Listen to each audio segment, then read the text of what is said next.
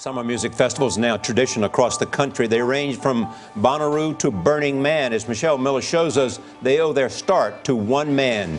His vision to bring live music to the masses goes back 6 decades. When it comes to music festivals, Jazz Fest is a classic, an anything-goes smorgasbord of rhythm and rhyme.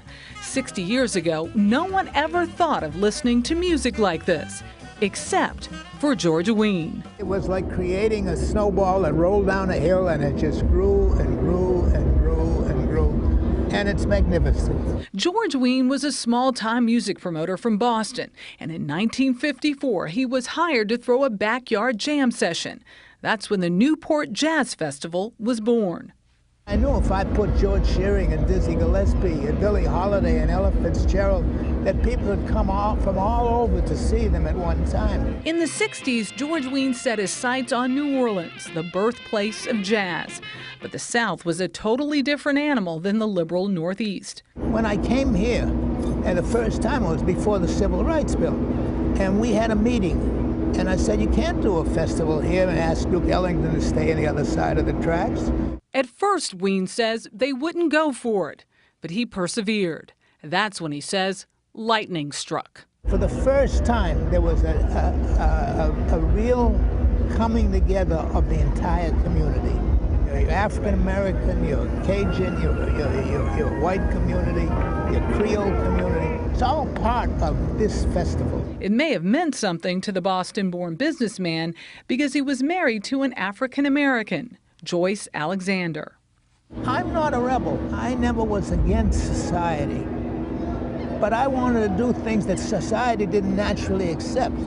Quint Davis joined George Wein's bandwagon 44 years ago. He's now his executive producer. The idea that you would not be in a concert hall, that you put a stage outside on a tennis court.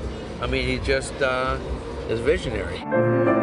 A piano player since he was 8, George Wein can still draw a crowd in New York City. And at 87, he has no plans of slowing down.